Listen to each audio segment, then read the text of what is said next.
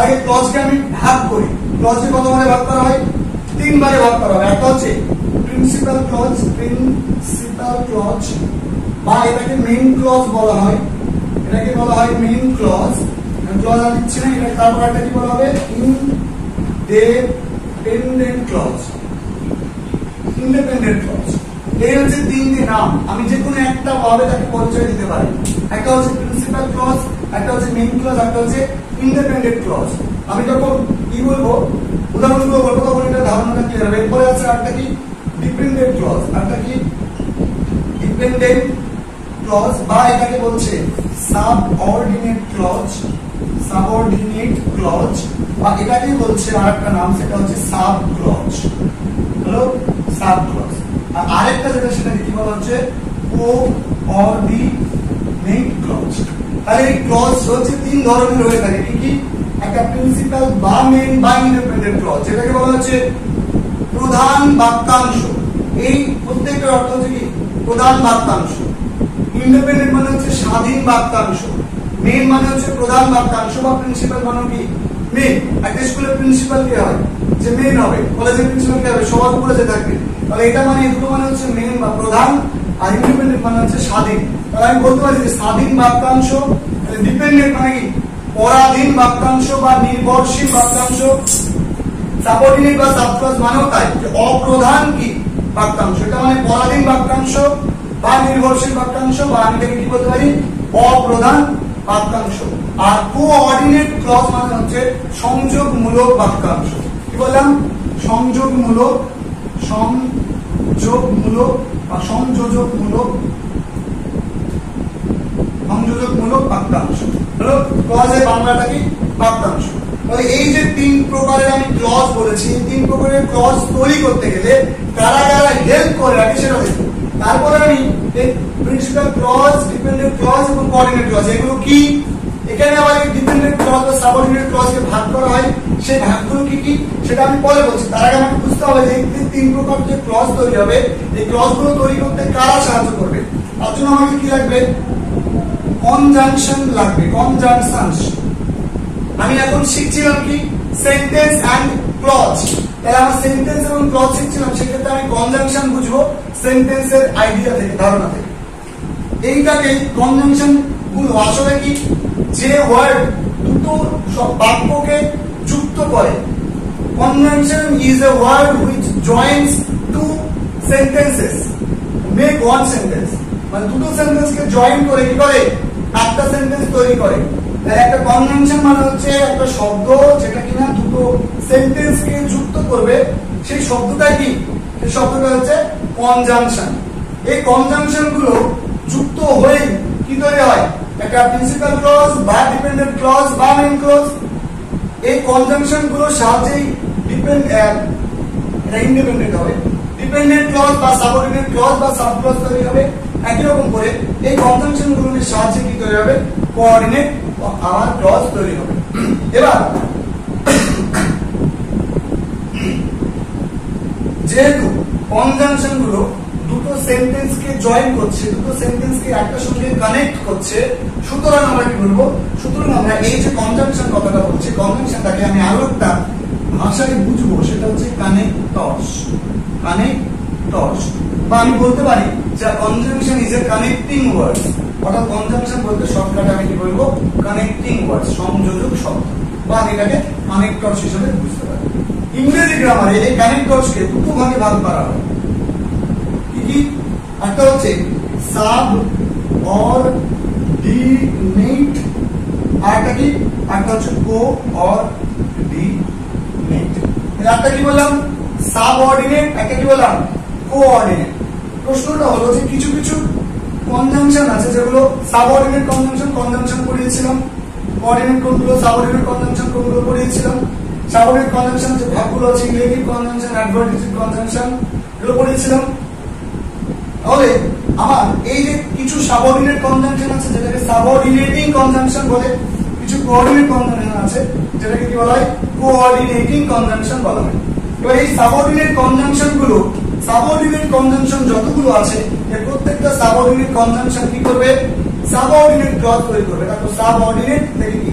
Subordinate. তাহলে আমি বুঝবো যে যতগুলো সাবঅর্ডিনেট কনজাংশন আছে প্রত্যেকটা সাবঅর্ডিনেট কনজাংশন কি তৈরি করবে, সাবঅর্ডিনেট কনজাংশন, এই সাবঅর্ডিনেট ক্লজ বা সাব ক্লজ বা ডিপেন্ডেন্ট ক্লজ তৈরি করবে।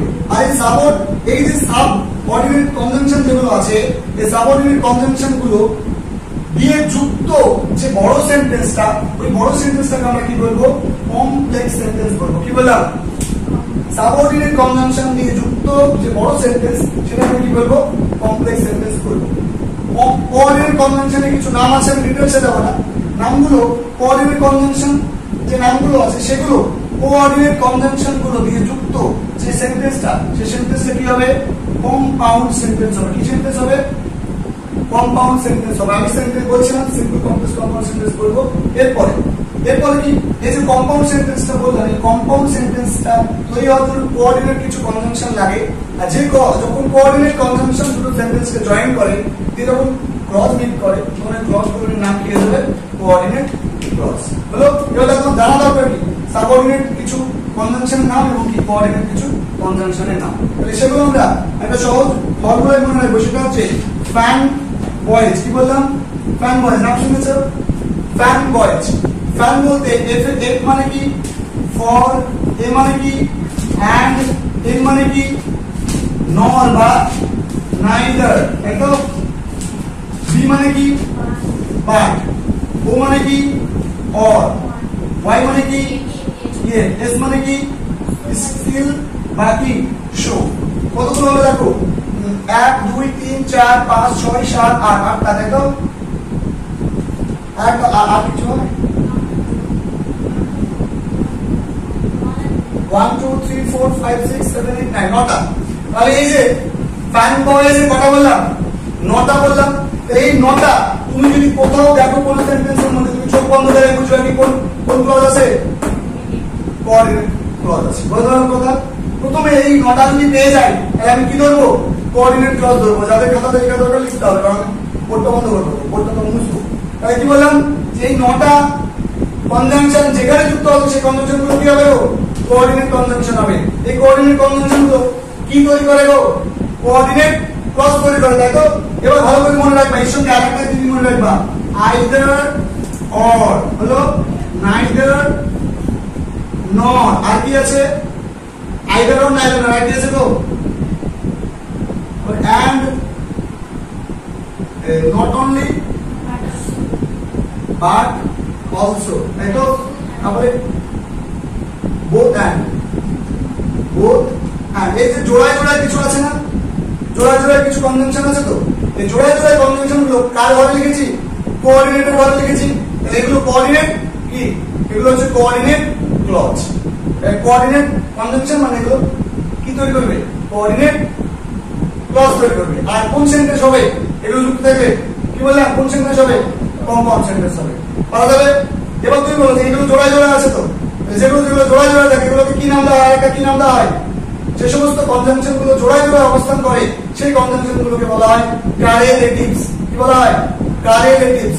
যে সমস্ত কনজাংশন গুলো জোড়ায় জোড়ায় অবস্থান করে সেই সমস্ত কনজাংশন গুলোকে কি বলা হয়, কারেলেটিভস। বললাম প্রত্যেককে। এই বলো, এই কোঅর্ডিনেট কনজাংশনের কোনো সমস্যা আছে, আছে কারো? এবার আমি বলি, এবার দিকে লক্ষ্য করো, সাবঅর্ডিনেট কনজাংশন, সাবঅর্ডিনেট কনজাংশন গুলো কি তৈরি করবে বললাম, সাবঅর্ডিনেট কনজাংশন গুলো সাবঅর্ডিনেট ক্লজ তৈরি করবে, তাই তো। এবার তুমি এগুলো বাদ দিয়ে আর যা থাকবে সেগুলো তুমি আইডেন্টিফাই করতে পারবে না, পারবে তো। তাহলে লিস্টটা কি হবে, দুনিয়াদারি যত WH ওয়ার্ড আছে, কি বললাম, যত WH ওয়ার্ড, সব WH ওয়ার্ড কি গো, দেখো বলি, what, which, when, why, how, এগুলো WH ওয়ার্ড তো।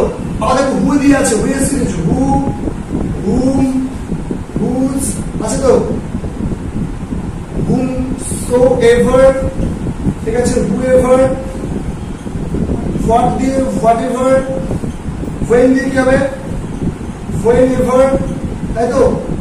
আবার আর কি আছে, when দিয়ে হবে whence, আবার হবে when ever, আর when দিয়ে কি হবে, whence, whenever। হলো।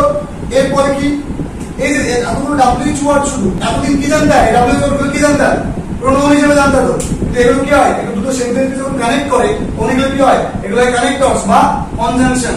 এগুলো সব কি সাবঅর্ডিনেট কনজাংশন। আরো আছে কি কি দেখো, শো, দ্যাট একসঙ্গে, that, hello, till, until, hello, আবার কি আছে গো, দো,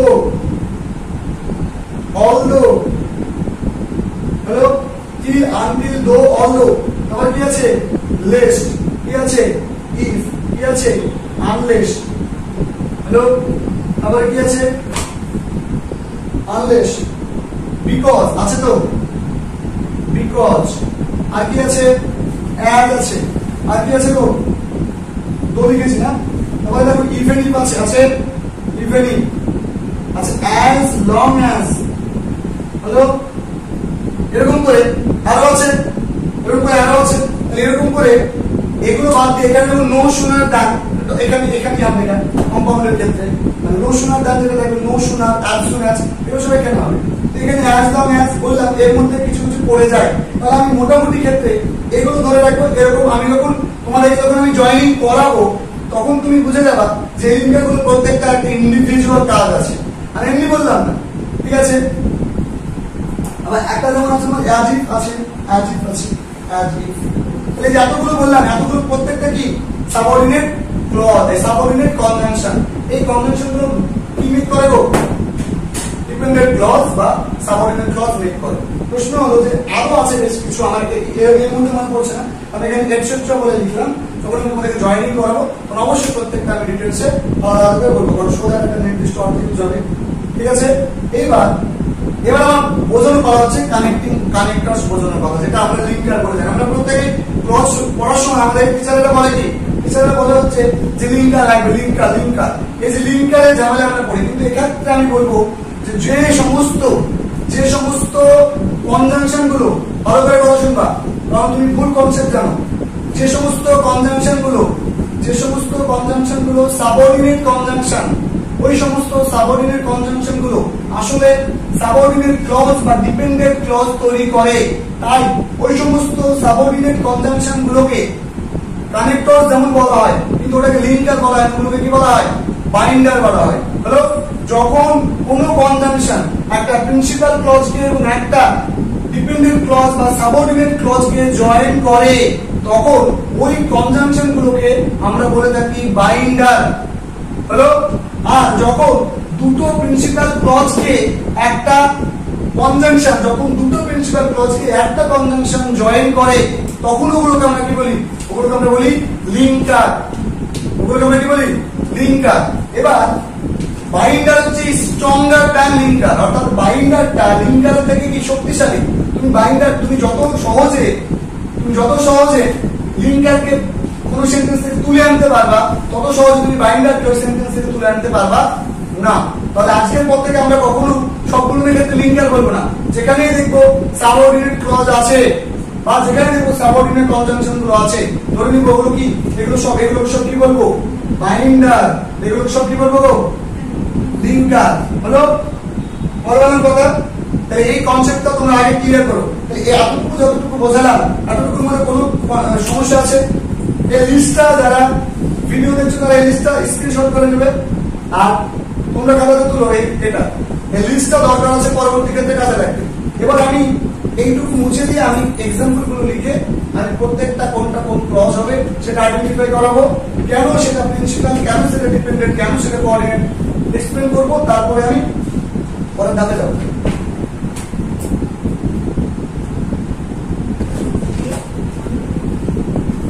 এবার দেখো অনেকগুলো এক্সাম্পল নিয়েছি, মোটামুটি 8টা। এই 8টা এক্সাম্পল দিয়ে আমি এই 3টে ক্লজকে আইডেন্টিফাই করবো।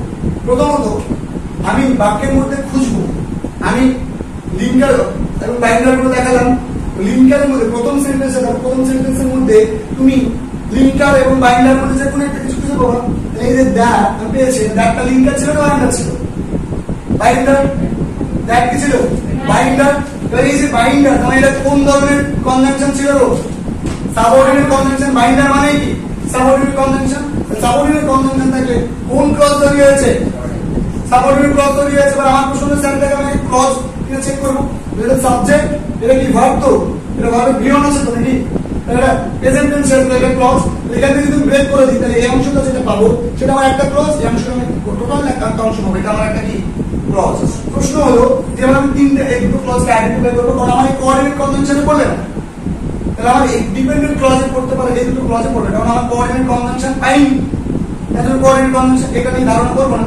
এর প্রশ্ন হলো যে আই নো আমি জানি এইটুকু অংশ যদি একটা ক্লজ, তাই এইটুকু অংশ ক্লজ, তো এইটুকু অংশের মধ্যে তুমি দেখো যে এই ক্লজটুকু এইটুকু অংশের অর্থ কি তোমার কাছে আমি যখন বললাম আই নো আমি জানি, আমি জানি, এটা দিয়ে তোমার মধ্যে কি কোনো প্রশ্ন জেগেছে? জাগেনি। এইটুকে অর্থটা কি কোনো কিছুর উপর নির্ভর করেছে, অন্য কোনো সেন্টেন্সের উপর কি নির্ভর করেছে? করেনি। তাহলে আমি বলবো যখন কোনো একটা ক্লজের অর্থ, যখন কোনো একটা ক্লজ নিজে স্বয়ং সম্পূর্ণ, নিজেটা নিজের অর্থ প্রকাশ করতে পারে, নিজের অর্থ প্রকাশ করার জন্য অন্য কারোর উপর অন্য কারোর সাহায্য নিতে হয় না, তখন সেই ক্লজটাকে আমরা কি বলবো? প্রিন্সিপাল ক্লজ বা মেইন ক্লজ বা কি ইন্ডিপেন্ডেন্ট ক্লজ। তাহলে আমি একটা ক্লজ হিসেবে নাম লিখবো, এটা কি ক্লজ হবে? Principal clause. কেন পিসি লিখলাম? কেন? কারণ এটা কোন ক্লজের উপর নির্ভর করেনি।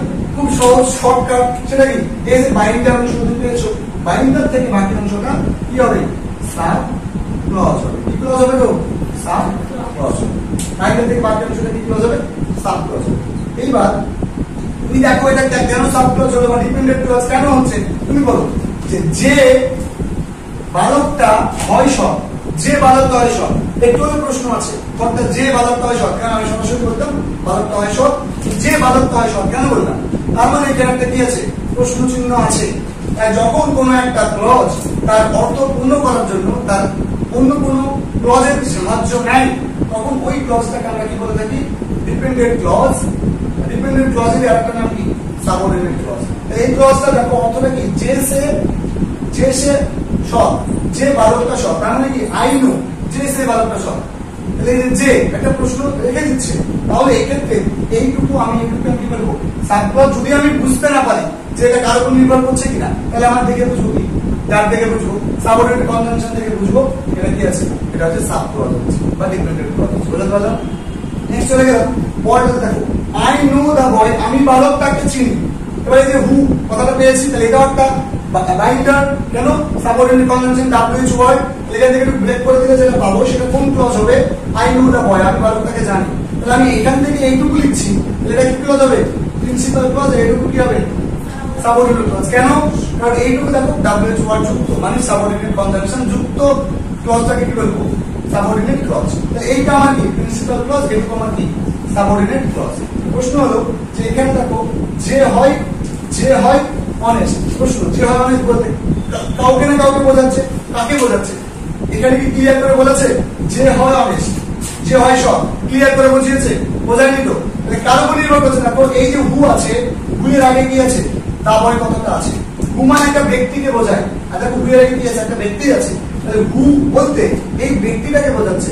দা বয় তার মানে বুঝতে পারছি যে হু, অর্থাৎ এই যে পুরো ক্লজটা, এই ক্লজটার মিনিংটা একদম কমপ্লিটলি খুব ভালোভাবে ক্লিয়ারলি বোঝানোর জন্য বুঝতে গেলে দেখতে হবে যে আমাকে আগের ক্লজটার উপরে নির্ভর করতে হচ্ছে। তাহলে এই ক্লজটাকে আমি কি বলবো? ডিপেন্ডেন্ট ক্লজ বা সাবঅর্ডিনেট ক্লজ। কেন? মানে এখানে হু এটা আমাকে বুঝিয়ে দিচ্ছে যে আমার এখানে একটা কোনো কিছুর উপর নির্ভর করছে। তাহলে হু এর অর্থটা যদি বুঝতে হয় তাহলে আমাকে আগের ক্লজে যেতে হচ্ছে কিনা? যেতে হচ্ছে। তাহলে এই ক্লজটাকে আমি কি বলবো? সাবঅর্ডিনেট ক্লজ বা ডিপেন্ডেন্ট ক্লজ। বুঝতে পারলাম? এরকম করে বাকি ক্লজগুলো তোমরা নিজে নিজে পারবা। এবার দেখো এখানে কি আছে? এন্ড কথাটা আছে তো। তাহলে এন্ড কথাটা কার থাকে? তো কোঅর্ডিনেট কনজাংশন থাকে। তার মানে কোন ক্লজ তৈরি করছে? কোঅর্ডিনেট ক্লজ তৈরি করছে। খুব সিম্পল জিনিস, এই আগেরটাকে বলবা, এই এন্ড বাদ দিয়ে বাকি অংশটুকুকে বলবা। তাহলে আই নো দা বয় এটাও একটা কি? Coordinate clause. He is honest এটাও কি? একটা coordinate clause. I know the boy একটা কোঅর্ডিনেট ক্লজ, আবার হি ইজ অনেস্ট এটাও কি? একটা কোঅর্ডিনেট ক্লজ। কারণ এখানে কোঅর্ডিনেট কনজাংশন দিয়ে যুক্ত আছে। বললাম? এবার কোঅর্ডিনেট কনজাংশন গুলোকে আমরা কি বলতে পারি? আসলে এগুলো প্রিন্সিপাল ক্লজ। আরো কোঅর্ডিনেট ক্লজের আরেকটা কনসেপ্ট আছে, আমি কনসেপ্টে যাচ্ছি না। যখন দুটো মেইন ক্লজ একটা কোঅর্ডিনেট কনজাংশন দিয়ে যুক্ত থাকে, তখন ওই ক্লজ দুটোকে বলা হয় কোঅর্ডিনেট ক্লজ। এইটা একদিক থেকে প্রিন্সিপাল ক্লজ, কার উপর নির্ভর করছে না? আই নো দা বয়, আমি বালকটাকে জানি। ঠিক আছে, শেষ হবে। কেউ কার উপর নির্ভর করছে না। এটাও প্রিন্সিপাল ক্লজ, এটাও কি? Principal clause. এই ক্লজ দুটো আলাদা নাম কি বললাম?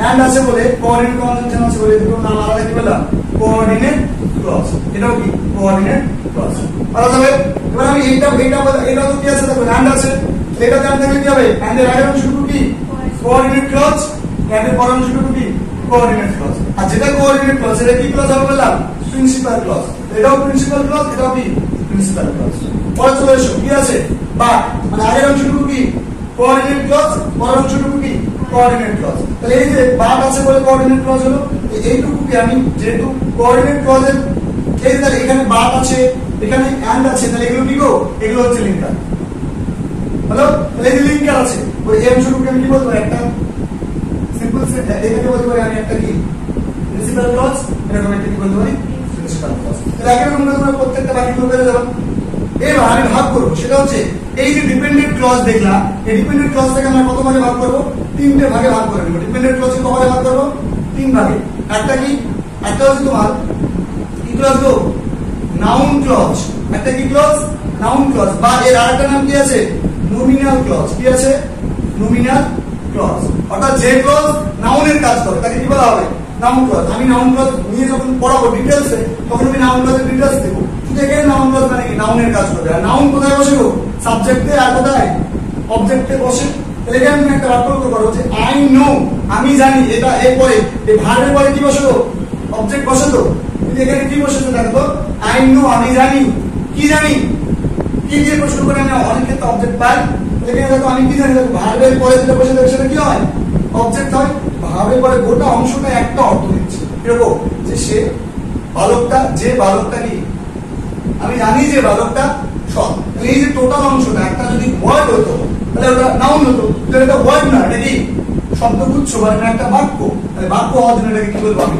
নাউন ক্লজ কারণ কি কারণ অবজেক্টের কাজ করছে কি দিয়ে প্রশ্ন করে তুমি যদি কোনো একটা গোটা বাক্য উত্তর পাও তাহলে ধরে নিব ওটা কি হবে নাউন ক্লজ বা নমিনাল ক্লজ হবে তাহলে আমি কি জানি যে বালকটা হয় সৎ তাহলে এটা কি হলো নাউন ক্লজ বললাম পরে দেখো আই নো দা বয় আমি বালকটাকে জানি হু ইজ অনেস্ট যে কি যে সৎ ভালো করে বোঝো এই যে বালকটা সম্পর্কে অতিরিক্ত তথ্য দিচ্ছে তো তার মানে আরেকটা ক্লজকে আমি বলে দিতে পারি অ্যাডজেক্টিভ ক্লজ অ্যাডজেক্টিভ ক্লজ এটার আরেকটা নাম কি গো রিলেটিভ ক্লজ অর্থাৎ রিলেটিভ ক্লজ মানে কি পরস্পর সম্পর্ক স্থাপন করে দেয় দেখো এই যে হু কথাটা আছে এই হু এর সঙ্গে সম্পর্ক স্থাপন করছে কার এই দা বয়ের একটা সম্পর্ক স্থাপন হয়ে আছে তার জন্য এই যে হু মানে একটা ব্যক্তি ব্যক্তির আগে একটা কোনো ব্যক্তিকে বোঝায় আর হু এর আগে একটা ব্যক্তি অলরেডি বসে আছে এরকম কেস যখন থাকে তখন সেটা কি হয় অ্যাডজেক্টিভ ক্লজ হয় কেন কারণ দেখো এই বালকটা সম্পর্কে অতিরিক্ত তথ্য কি দিচ্ছে হু ইজ অনেস্ট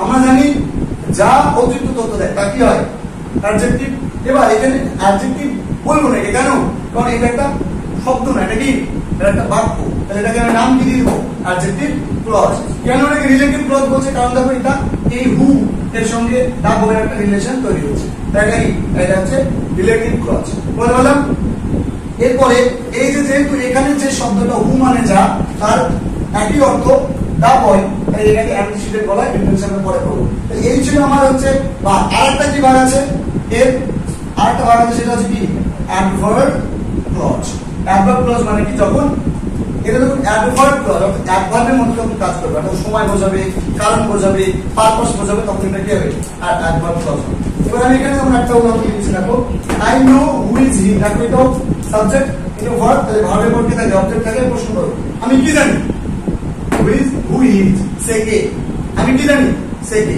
তাহলে এইটা দেখো সে কে তাহলে এটা তোমার কি ক্লজ হচ্ছে হু থাকার জন্য এটা সাবঅর্ডিনেট ক্লজ সাবঅর্ডিনেট ক্লজের মধ্যে কোন ভাগ নমিনাল ক্লজ কেন কারণ কি দিয়ে প্রশ্ন করতে হবে নাউন ক্লজ বের করে নিয়ে একটাই কি দিয়ে প্রশ্ন করব উত্তর দিতে গেলে তাহলে কি হবে নাউন ক্লজ এবার আমি অ্যাডজেক্টিভ অ্যাডভার্ব ক্লজের একটা উদাহরণ দিই সেটা কি ধরে বললাম যে দো he went to